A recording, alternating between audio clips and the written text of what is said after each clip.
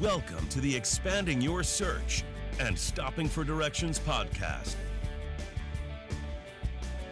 with Brent and Jodibailey.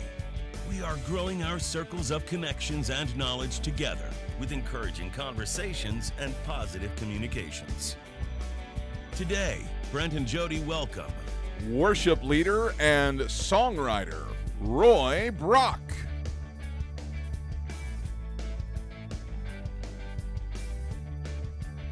And now, Brent and Jodibailey. Hey, hi everybody. Welcome to Expanding Your Search and Stopping for Directions. It's Friday. I hope you're having a great day, ready for the weekend. Man, what a great series of shows we've had all week. Jodi did a great job with our guests earlier this week, Julie Beamer and Debbie Keener, and we've got another great show for you today. I have worship leader and songwriter Roybrock on the program with us today, and we've known Roy for a long time. Right now, heading over to the tech booth, and Jodi is flying solo over there today. I am flying solo. Yeah, but I'm glad to see that you're doing okay over there. I am. Are you lonely because we don't have Preston? Oh, or? I just dry my tears. I'm good.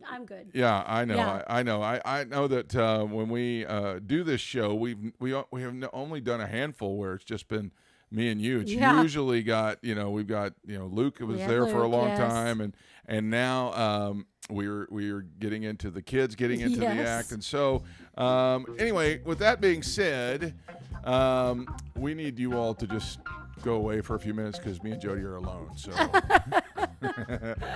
all right. So what's going on? What's going on today? Yeah, right. What's going on today? Well, let's get it started off with a food thing. All right, what is okay? it? What's the National Cherry Cheesecake Day? Ooh, what a great thing to celebrate on Friday. Yeah, National Cherry Cheesecake Day. Yeah. I mean, the plan, the eating plan that we are on. Yeah. But I believe there's probably a way to make that. I mean, cherries are probably not on the plan, but you could just I bet improvise. there is. When we found the recipe for some kind of caramel apple. Yes, and I have yet to make it. So there probably is some kind of hybrid version. I know that there is a cheesecake hybrid version because I've seen it on their website. But I mean, cheesecake. So, and then the crust can be made out of the nut thins that we love eating. So okay, I could see maybe this possible. Is for all. National Cherry If Cheesecake anybody, Day. if Dr. Sherwood or anybody from the staff's watching, let us know if there is some kind of. Are we leading people astray, saying right. those that are trying to watch the Cherry way cheesecake's good stuff anyway, so. To go along with that, it's also National Picnic Day, so you can go to the park, a park, and take your cheesecake with you and enjoy it. Now that's something that we can do. We can take a picnic. We can go do that. Yeah, so. Yeah, absolutely. Awesome. And we can take our healthy food. So National Picnic Day. Yeah, I was going to say we could do that. And it is the weekend, and so if the weather is nice, it's been raining a lot this week for us. Yeah. But maybe where you're at, it's better. And go ahead and have a picnic. Take your kids, take a football, do whatever you want to do. Have a picnic. So take some ant spray so that you don't have the Tom and Jerry thing where the ants come in and carry your whole. They carry like the sausage, like the long string. Yeah. Now it's also National Lost Dogs Awareness Day. So when you go to the picnic, what? Keep an eye on your dogs. People lose their dog. Wait a minute. People lose their dogs? Yes.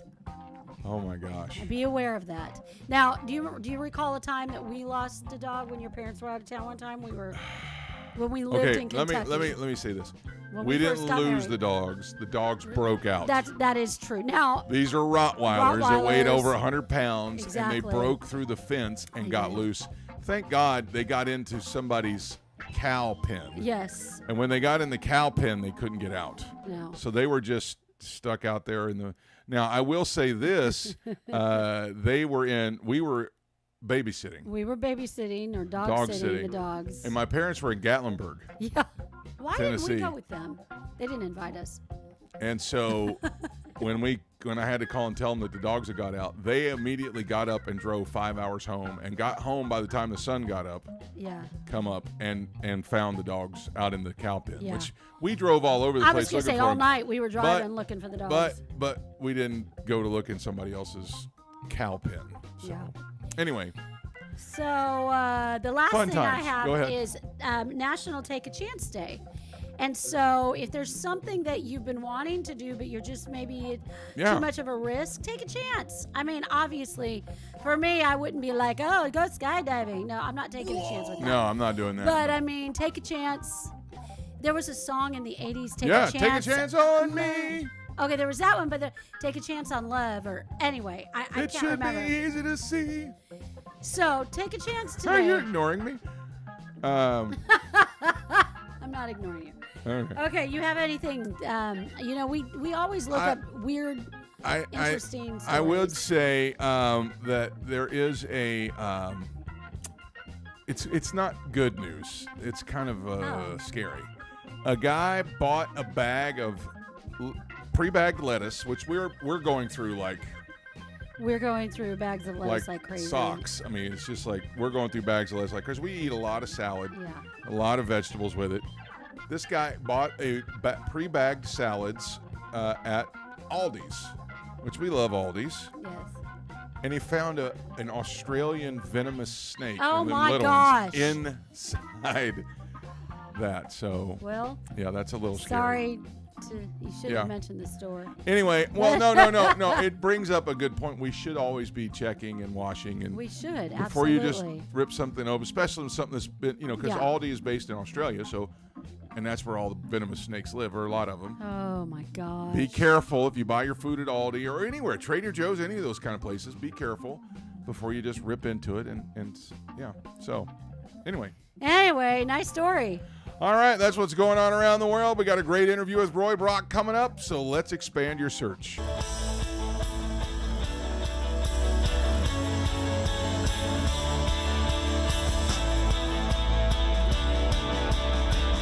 My guest today is Roybrock. He is a graduate of RHEMA Bible College. He's also a graduate of the RHEMA School of Worship. He is a talented, anointed worship leader from the home of the syrup, Cairo, Georgia. Since graduating from RHEMA, he fulfills the call to traveling the nation, leading people to experience all that God has created us for, and that's to worship the Father. Roy has traveled to over 38 states, multiple countries, all leading worship while he's doing it. Roy is currently involved in leading worship for churches, youth camps, and church conferences nationwide. He's a funny guy, outgoing, and loves meeting all kinds of new people. He has a new album that is dropped just recently. It is called Somethinginthetwaiting. It is available on all streaming platforms. And I have known this guy for a while. I've been to his home church, and I actually had him as a student when I was a Bible school professor myself. Please welcome to the program one of the bestest of the best, the goodest old guys in the world. Please welcome our good friend Roy Brock to the program. Roy, what's up, buddy? How are you? What's up, Brent? I'm doing well. How are you? I'm doing really good. First of all, thanks for coming and being on the show. Congratulations on the new project. Thank you so much. Thank you for having me, and I'm excited for this project. Yeah, we're going to get to that in a minute. Let's talk a little bit about what you've been doing for the last year. I know that a lot of folks that we have on that do travel, and you're just like the rest of them. I have myself been extremely impressed at how often you are out and traveling and going at so many places. But during the last year, it's been crazy. It has been just an unusual turn it upside down. How did that affect you? Were you affected like many of the other traveling ministers? Oh yeah. So as soon as COVID pretty much hit, I actually had a lot of things scheduled, and so I think it was actually March 15th was my last service that I did, and then till the end of July. And so I didn't travel any. It's probably the most I've been at home since I lived here when I was a kid. Yeah. Probably. And so I know that you probably had to fill that time doing something. What did you end up doing? Yeah. So I actually painted houses. I did a lot of painting last summer. Yeah. You know, Yeah. I mean, I'm glad to hear you say that part. But I've talked to folks like Andrew Ironside and other folks, and they took to driving Uber, and they just whatever they could do because the market had dried up so much for traveling ministers. Since you started back, how's it been going? It's been great. So far this year I've only had one Sunday off, which is a good thing. Also, I'm ready for a little break, but it's been very, very good, very good. Well, that's going to lead us into kind of. I know that it's become kind of a trend lately to have guest worship leaders come into the people's churches. How did you get started doing that? I knew you when you were at RHEMA Right. as a student, and you were kind of. It almost sounded like at that time like, okay, he's dreaming. Yeah. Who's going to just bring in a worship guy? I mean, if I'm going to bring you in, you're going to preach and you're going to do, Right. leadership training with my staff and everything. And Right. how did you get started doing that? What was the selling point for you to bring in, or people to bring you in just to do worship? So actually, it really started off with there was just a worship pastor that was going on vacation, and he called me and he said, "Hey, bro, would you mind coming leading worship for me on Sunday? I'm going to be out on vacation." And I was like, "Sure, I'd love to." And at that time, I was in Tulsa, and I think actually it wasn't even a far drive or anything. And so that's how it all began. I just was a fill-in for a worship pastor that went on vacation. And then that kind of started happening more and more. Then I picked up summer camps and different conferences like around the Midwest, even did a summer camp over in Virginia while I lived in Tulsa. So essentially, Actually, I think we did that camp together. Do you remember that? We did do that camp together. Yep. Yeah, we did. Yep. Yep. Yeah, we did one of those camps together. So that's essentially how it all started, man. Because obviously, I was originally just a drummer. I was just a drummer, man. I I didn't forgot even that sit. you were a drummer. That's right. Yeah, yeah. I didn't really start singing until like 2008, 2009, something like that. So and I just picked up the guitar and started singing some, and started from the bottom, really, literally just, hey, I'll come volunteer and lead worship for you. Yeah. You come from kind of a musical family. I know your mom is Yeah. involved in worship at the church that you grew up in. Your sister Marshall, who was on staff with us for a while, she's musical and sings as well. It's kind of running in your blood. I forgot that you were just a drummer though, and that you just started picking up the guitar since then. That's amazing. Okay. We're going to turn the corner a little bit here and talk about your new project, because I'll be honest with you, when you had the last one come out, I was so the duet that you did with your sister, I was so blown away by that actually became one of like my top 5 that I was listening to on a regular basis. It was so good. And not that I'm surprised that you wouldn't do something good, because Right. you have it put into you, but what is that process like of starting and writing and then recording? Walk us through a project like that. So we'll talk about that song that you're talking about. The song that you're talking about is "Go Before Me," and I released it, I believe 2019 as a single with my sister, which that song is on the new project. But actually that course I got out of, I was doing a worship night in Auburn, Alabama, and I just started singing it out. And I was like, I leaned over to the guy playing bass for me and I said, "Bro, take your phone out, record this." And so he recorded it. And then I just had it in my phone for a good while. And then I was like, you know what? I'm going to go back to that song. And so I was on an airplane, and I kept listening to it over and over. And I was like, you know what? I think I got some verses for this, that for something that I had written previously before, that was just in my notes in my phone.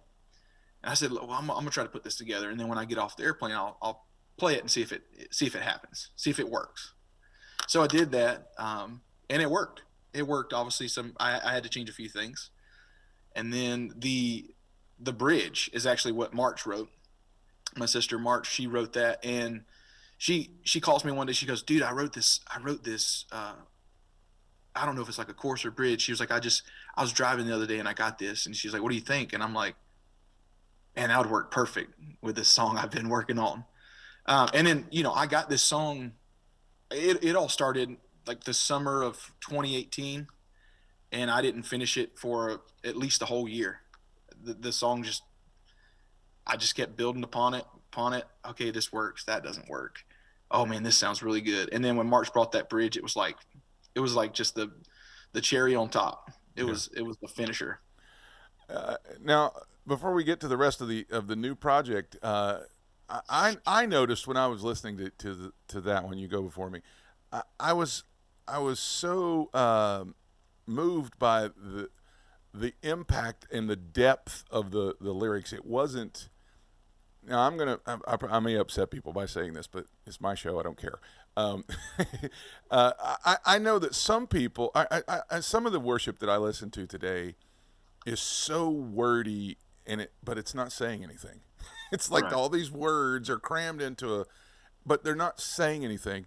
Yours was so concise and to the point, and yet it didn't hold anything back. It didn't hold back anything from the true heart of who God is. And I know there's a couple places where it's just pure scripture. I mean, you're just and you're just singing it. What is it about today's music that is causing people to? Is it because there's pressure there and they're trying to crank something out, or what? Because there's a lot of wordy songs that don't say anything, but then you have a word coming through your song that is short, quick, concise, to the point, and doesn't lose anything. What do you think that is? Yeah. So I think sometimes we lose the fact of, like, because we're all creative, so we try to, I think sometimes we try to do like this imagery of like we talk about how like just for instance, Jesus, we love you. Like a lot of times we try to take that from a creative standpoint, like, well, we've said Jesus, we love you like 1 billion times, so let's try to reword it and do different things. And sometimes I just feel like we've lost the simplicity of just simply taking the scripture and put a melody to it and then simply just sing to the Father. And like Go Before Me, the song talks about we won't be defined by our past. We won't be defined by things that we've done, because we have a God that goes before us and he loves us, and we're his children. Like we are his. And so I think sometimes we just lose the simplicity and try to fit in kind of what's the cool thing.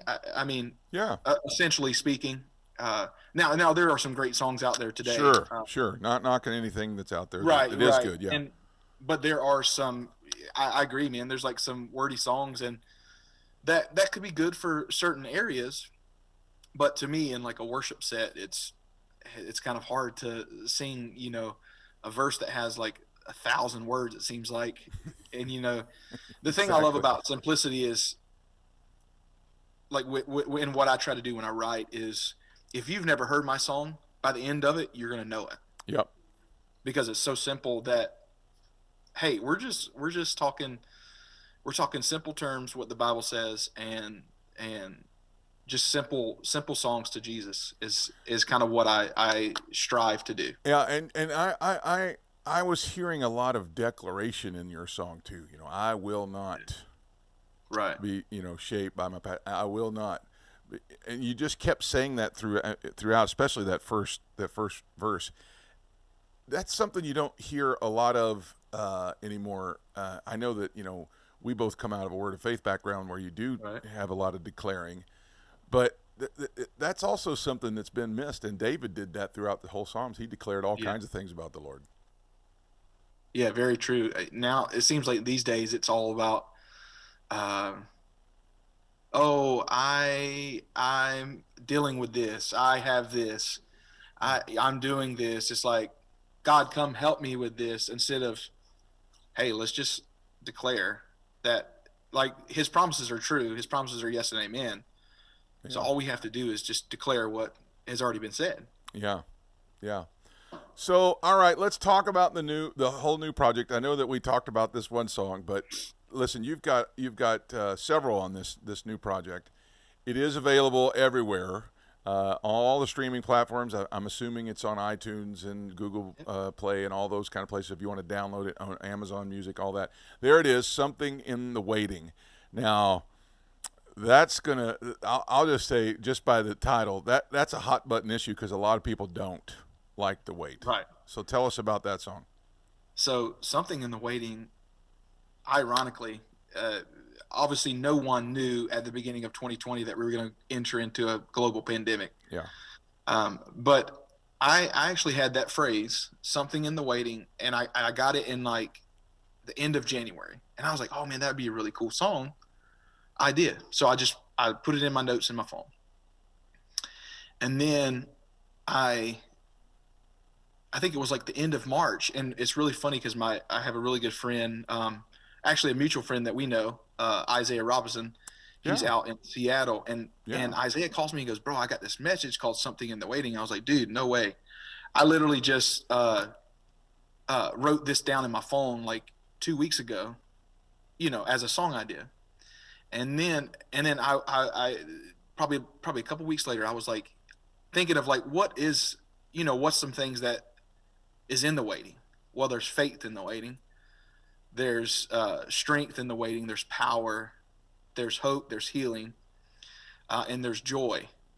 A lot of times we don't see it, but there are those things in the waiting. And so that's essentially what the chorus says.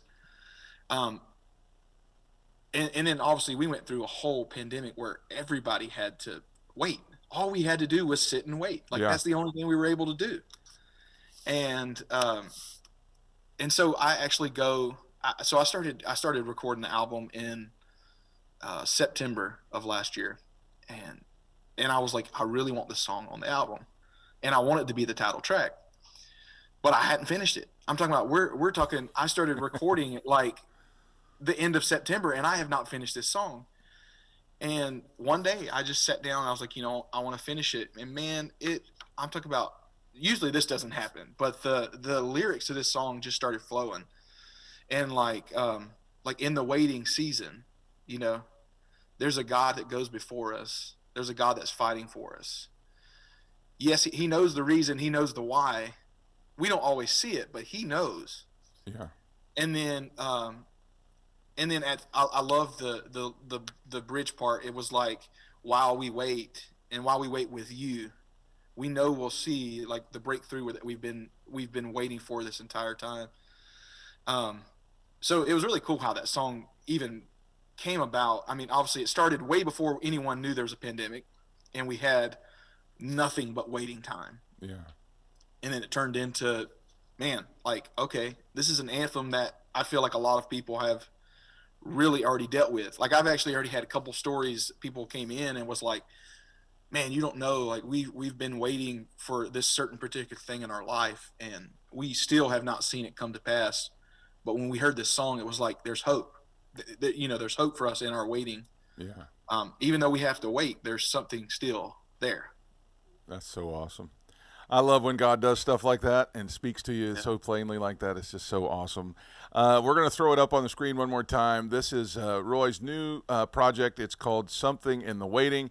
It is available everywhere. If you'd like to follow Roy, he is on roybrock music on Instagram. Folks, this is the real deal right here. It's Roy is a worshiper that loves God first and worships him and leads other people from a place that he's experiencing himself. Listen, Roy, we couldn't be prouder of you and happy for you. And I know that we've been talking a little bit about you doing some guest worshiping at Direction Church. Yes. And we're looking forward to having you and hosting you with that. Before we let you go, the one song, the first song on the CD is called, tell me again, From Your Love. From Your Love. Yep. And that's the one that Roy's really, we let that play before the show started. If you'd like to get a copy of it again, you can go on wherever you get your music from. You can go and get it. iTunes, Apple Music, Google Play, Amazon. It's everywhere. And then, of course, if you like to stream, it's on all those as well. Great job, man. Proud of you. Thank you so much. Thank you. All right. If you'd like to get a hold of Roy, do we have another info slide? No, it's just that one. Okay, so it's at roybrock music on Instagram, and he would love to come to your church and be a guest worshiper or for your event. He's outstanding. I personally recommend him.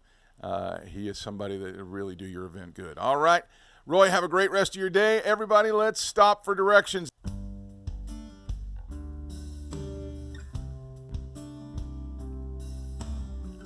Waiting. It's not a place that people like to be. I could tell you some funny stories about doctors' waiting rooms and other things in our life where me or my family were waiting on something. And these stories would not only make you feel cringy, but they would also make you see the hilarity that comes over us in the waiting. The point is, during a time of waiting, the world around us and seemingly time itself slows down. And it seems that we have to wait forever.